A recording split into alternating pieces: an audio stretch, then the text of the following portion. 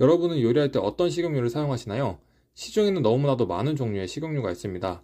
콩기름, 참기름, 들기름, 카놀라유, 포도씨유, 아보카도 오일, 올리브 오일까지 종류도 너무 많은데 브랜드도 식용유의 숫자만큼이나 많습니다. 이렇게 많은 식용유 중에서 어떤 기준으로 기름을 골라야 할까요? 시간 끄지 않고 제가 이번 영상에서 말씀드리는 모든 조건을 충족하는 식용유를 댓글에 남겨놨으니까 댓글 먼저 보고 오셔도 좋을 것 같습니다. 영상 시작하기 전에 구독과 좋아요를 눌러주시면 건강한 정보가 더 많은 사람들에게 퍼지게 됩니다.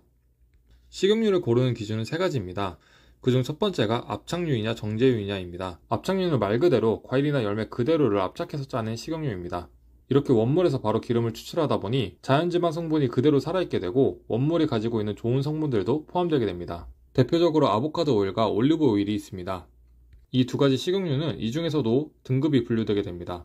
최상급의 원물을 가지고 처음 짜낸 오일을 엑스트라 버진 오일이라고 하고 온전한 원가를 압착한 오일을 버진, 다음으로 퓨어, 블렌드로 나누어지게 됩니다. 그렇다면 정제유는 무엇일까요? 정제유는 원물을 정제해서 뽑아낸 기름이라고 보시면 됩니다. 포도씨를 예시로 생각해보면 포도씨를 직접 짜면 식용유를 얻을 수 있을까요? 아닙니다. 압착유와 다르게 이런 식용유들은 화학처리와 열처리를 해서 강제로 뽑아낸 기름입니다. 이렇게 화학처리를 하고 열을 받은 기름은 어떨까요? 전부 산패가 이루어지죠. 그래서 정제유가 건강에 좋지 않다는 것입니다. 두 번째로 포화지방이냐 불포화지방이냐. 우리가 먹는 지방은 두 가지로 구성되어 있습니다. 바로 많이들 들어보셨던 포화지방과 불포화지방입니다. 이름만 들었을 때는 포화지방이 우리 몸에 좋다고 생각되지만 우리 몸에 좋은 지방은 불포화지방입니다. 포화지방은 실내에서 고체 상태입니다. 고체 상태이다 보니 우리 몸에서도 고체 형태로 남게 되죠.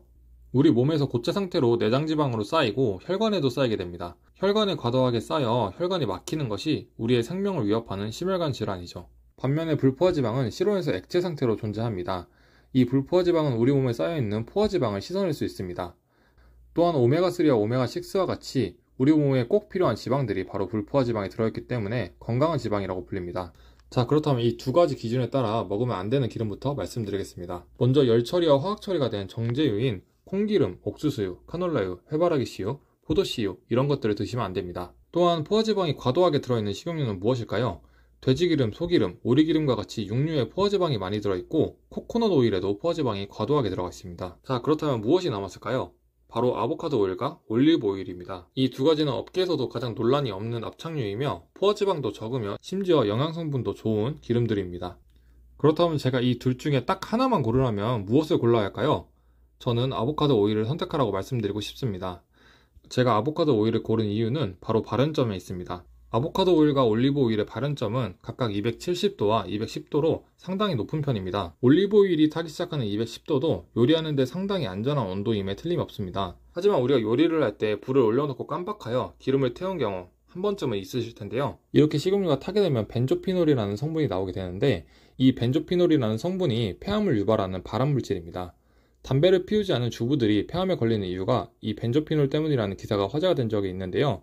이런 기름이 타는 상황이 한 번씩 있기 때문에 발연점이 10도라도 높은 기름이 좋은 기름이라고 하는 겁니다. 아보카도 오일은 270도, 올리브 오일은 210도로 무려 60도나 차이가 나기 때문에 우리 가족의 건강을 위해서는 아보카도 오일을 선택하는 것이 현명하다고 생각합니다. 또한 아보카도 오일의 당분 함량이 1%밖에 되지 않아 당뇨병 환자를 위한 에너지 음식으로 추천되고 콜레스테롤을 낮추고 혈관에 특히 좋은 오일이라고 평가를 받고 있습니다. 마지막으로 아보카도 오일은 다른 식재료의 영양소 흡수를 도와줍니다. 당근, 양상추, 시금치 같은 식재료를 아보카도와 함께 먹었을 때 항산화 기능이 풍부한 베타카로틴 흡수율이 15.3배나 높았다고 합니다. 어떠신가요? 저는 식용유에 대해 공부하면 할수록 아보카도 오일을 제외한 다른 선택지가 생각나지 않습니다. 그렇다면 아무 아보카도 오일을 고르면 될까요? 앞서 말씀드린 엑스트라 버진 오일을 골라야 되고 아보카도 오일은 공기와 맞닿는 순간 산패가 이루어지기 때문에 작은 용량의 오일을 골라야 합니다. 또한 햇빛에도 산패가 이루어지기 때문에 햇빛에 두면 안 되고 병 자체에서도 햇빛을 막아주면 좋겠죠. 정리하면 엑스트라 버진 아보카도 오일을 골라야 하고 작은 용량으로 되어 있고 병이 어두운 것을 고르시면 됩니다. 이 모든 조건을 다 만족시키는 오일을 고정 댓글에 링크 남겨놨으니 관심 있으신 분들은 들어가 보셔도 좋을 것 같습니다. 그럼 오늘도 건강한 하루 보내시길 바라며 저는 다음 영상에서 뵙도록 하겠습니다. 감사합니다.